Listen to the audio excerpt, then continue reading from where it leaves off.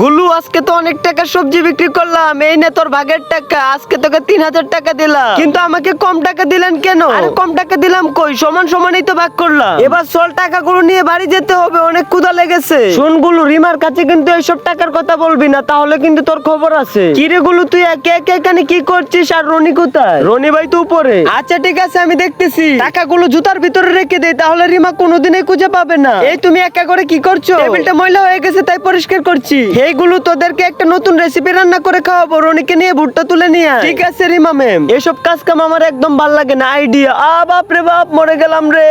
গুলু, আমার তো মনে হয় আমার পাটাই ভেঙে গেছে। আরে রনি ভাইয়া, তুমি তো পায়ের মধ্যে ব্যথা পাইছো, কিভাবে ভুট্টা তুলতে যাবা? ঝুড়িটা আমার কাছে দাও। ঠিক আছে, এই না ঝুড়ি। আরে এই তো বুদ্ধি কাজে লেগেছে, গুলু চলে গেছে। এবার আস্তে আস্তে সামাই চলে যায়। ইয়াহু। আরে গুলু, এত সময় লাগলো কেন? তাড়াতাড়ি চল, 2টা বেজে গেছে। আরে রিমা, এই নো ভুট্টো, এই গরমের মধ্যে কি কাজ করা যায়? আমার শরীরটাই ঘেমে গেল। আচ্ছা বাবা ঠিক আছে, প্যানের নিচে রেস্ট করো, আমি রান্না করে তোমাদেরকে ডাক দিব। রাজু ভাই, তুমি আমার সাথে এরকম বাটপারি করো কেন? সবজি বিক্রি করে টাকা কম দিয়েছো, আবার ভুট্টা তুলতে গিয়েও আমার সাথে বাটপারি করেছো। আরে গুলো শর্ত, এখান থেকে যা, গরম লাগতেছে। আচ্ছা, আমিও রনি ভাইকে উচিত শিক্ষা দিব। সবজি বিক্রি করে টাকাগুলো কোথায় রাখলো? আরে ড্রয়ারের ভিতর তো নাই। কোথায় রাখলো টাকাগুলো? আরে এই তো জুতার ভিতরে রেখেছে। জলদি করে রিমা ম্যামের কাছে চলে যায়। আরে ওয়াও, আজকে তো অনেক সুস্বাদু খাবার রান্না করলা। গুলু আর রনি কোথায়? জলদি করে আসো। আরে আসতেছি। আরে রিমা, কি রান্না করলা কে দেখি তো। আরে হোপ, গুলু না আসার আগে কোনো খাওয়া দাওয়া হবে না। আরে গুলু আসতে দেরি হবে, আমার তো খিদা লেগে গেছে। আরে এই তো আমি চলে এসেছি। রিমা ম্যাম, এই জুতাটা একটু চেক দিয়ে দেখেন তো। গুলু, তোর আবার কি হলো? এই জুতার ভিতরে কি আছে?